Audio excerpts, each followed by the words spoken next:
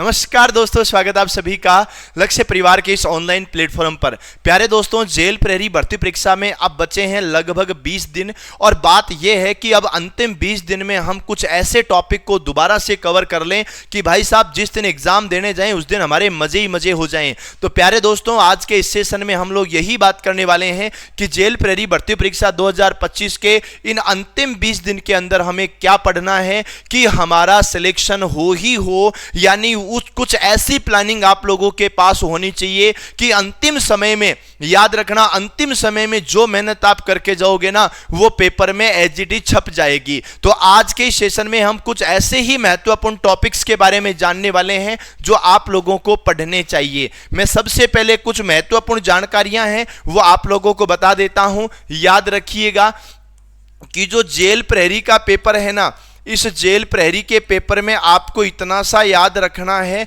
कि प्रश्न जो आएंगे ना वो 100 आएंगे, है ना। आप इतना सा याद रखेंगे कि जो प्रश्न आएंगे ना उन प्रश्नों की संख्या 100 होगी और आप इनको 2 भागों में डिवाइड कर लीजिए। एक वाला जो भाग होगा ना वो जीके होगा, तो दूसरे वाला जो भाग होगा ना वो रीजनिंग होगा। इधर की बात करें तो 45 क्वेश्चन बन जाएंगे, इधर की बात करें तो 55 क्वेश्चन बन जाएंगे। और याद रखना, ये जो 100 प्रश्न है ना, हर प्रश्न 4 नंबर का है, इसलिए टोटल 400 नंबर बन जाते हैं। और दूसरी चीज याद रखना कि अपने यहाँ हर प्रश्न 4 नंबर का है तो 180 नंबर तो सीधा सीधा यही बन जाता है। और अगर यहाँ 4 नंबर की बात करें तो 220 ये बन जाता है। और दूसरी चीज याद ये भी रखनी है कि नेगेटिव मार्किंग है, मतलब बात यह है कि नेगेटिव मार्किंग है।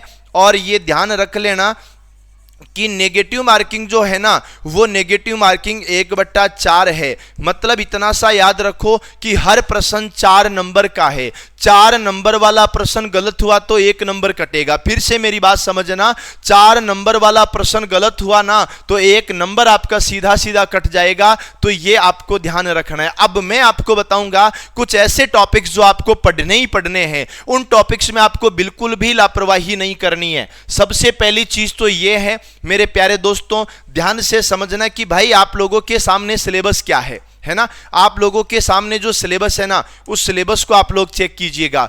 भाई रीजनिंग के आपके सामने 14 टॉपिक हैं लेकिन प्रश्न 38 आते हैं। अब आप खुद सोचो कि आपको टाइम कहां देना है। रीजनिंग के टॉपिक 14 है। अब आप सोचोगे सर आपने थोड़ी देर पहले बताया कि 45 हैं, लेकिन आपको थोड़ा सा सोचना कि वर्ष 2017 में जो पेपर हुए थे ना वो क्या कह रहे हैं। तो याद रखो, रीजनिंग के जो टॉपिक है ना वो 14 हैं लेकिन प्रश्न कितने हैं? 38 हैं।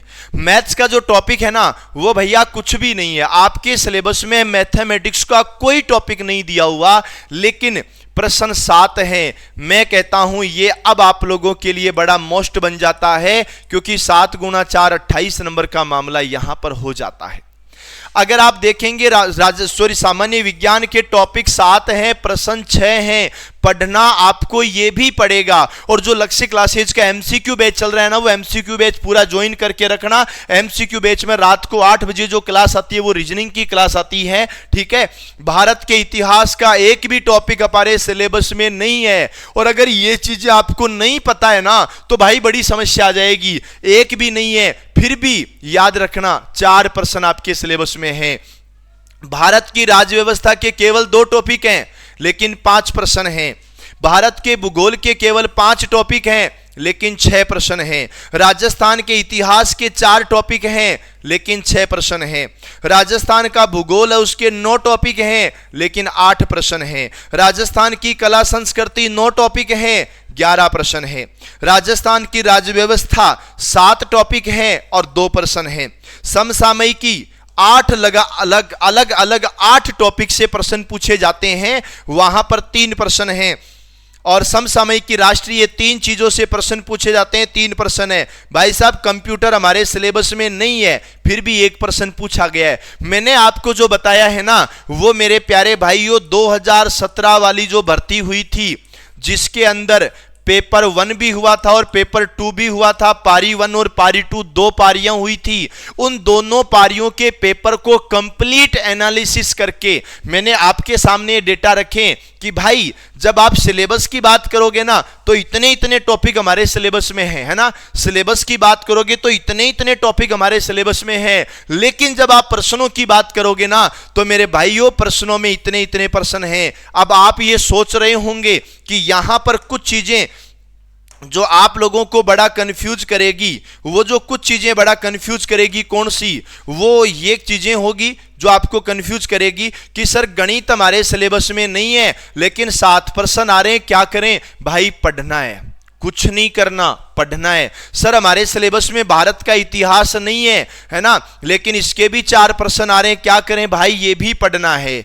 मतलब याद रखो 7 और 4 11, 11 और 1 12। अरे 2017 के पेपर में 12 प्रश्न तो आउट ऑफ सिलेबस आ गए। अब आपको ध्यान कहां देना है बाबू भैया? सबसे ज्यादा ध्यान इन 2 के ऊपर देना है। देखो ये सिलेबस में नहीं है, उसके बाद में भी वेटेज जो है ना वो देखो किससे ज्यादा है?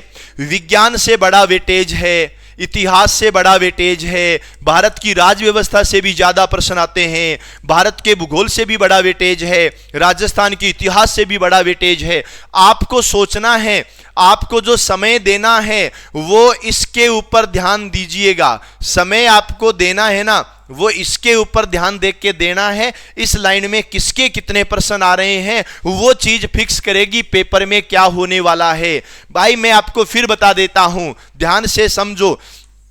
11 प्रश्न यहां पर कला संस्कृति के आते हैं, तो तुम सोचो 11 प्रश्न में कैसे कैसे करना है। अरे याद रखो रीजनिंग के तो टॉपिक तो 14 ही है ना, 38 क्वेश्चन आते हैं, 2-3 हर टॉपिक से प्रश्न आएंगे, ये ध्यान रखना है। जब आप विज्ञान की तरफ जाओगे 7 टॉपिक से 6 प्रश्न आएंगे।